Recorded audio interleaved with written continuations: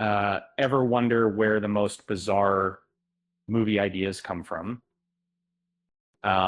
Sometimes the seeds of the strangest stories are planted in the most unexpected places, which will allow us to attack. Let's talk about Bugonia, the new film starring Emma Stone and Jesse Plemons, and its surprising connection to a 2003 South Korean thriller made. Bugonia throws us into a dark comedy where Clement's character kidnaps Stone, a powerful pharmaceutical CEO, convinced she's an alien from Andromeda. It's a setup ripe for tension, absurdity, and a whole lot of questions. But this isn't a new idea. The film is actually a remake of Save the Green Planet, a cult classic from South Korea. And the original film follows a similar premise with a man kidnapping a CEO, believing him to be an alien. It's a story with a unique blend of suspense, comedy, and yes, graphic violence. And Save the Green Planet was the debut feature from director Jung Jin-Hwan. Despite gaining international attention, the film was a box office disappointment in South Korea, but its influence is undeniable, particularly when you discover the surprising Hollywood films that inspired it. And Jang has spoken about a melting pot of influences, but two stand out: 2001, A Space Odyssey, and surprisingly, Misery. He admired Misery, but wanted to flip the script, focusing on the kidnapper's perspective and exploring the motivations behind their actions. In Save the Green Planet, the kidnapper, Young-gu, becomes a central figure.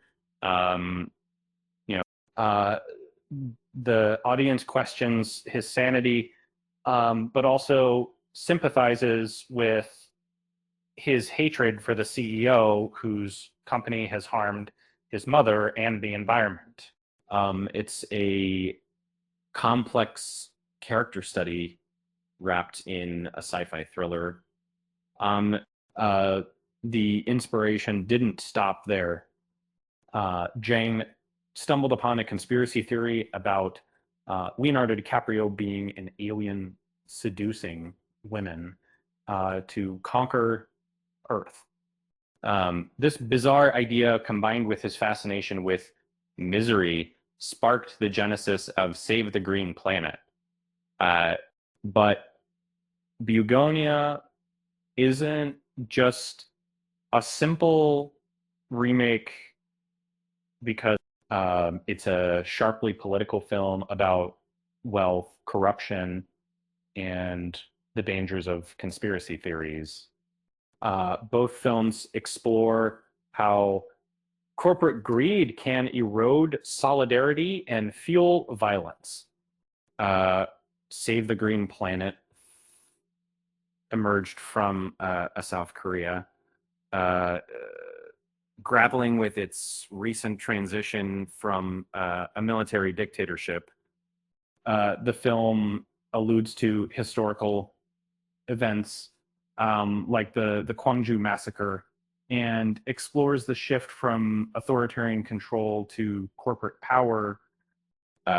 Jang's upbringing also played a role. He witnessed the rapid industrialization of South Korea and the exploitation of workers, fueling his desire to create a villain like the CEO Kang Man-shik, who embodies corporate avarice. The idea for a remake first surfaced in 2017, and Jang himself proposed it. He believed a new setting and actors could breathe fresh life into the story. Um, Ari Aster, a fan of the original, came on board to produce And eventually, Yorgos Lanthimos, known for films like Poor Things, took the director's chair with Emma Stone and Jesse Plemons starring Speaking of the Absorts to Mid-Ticket and Finish. The result is a film that honors the spirit of Save the Green Planet while adding its own unique flavor. And Jung admits he's excited about the remake, but also acknowledges the world hasn't changed much. Wars continue and people still fight each other. It's a sobering thought, but thankfully both films now exist, offering different perspectives on a timeless story. Speaking of bizarre stories, did you know the director of Save the Green Planet originally wanted to cast a penguin as a key character? It didn't quite work out, but it proves that even the wildest ideas can sometimes spark something great. With that said, thanks for watching. And until next time, I am Kay.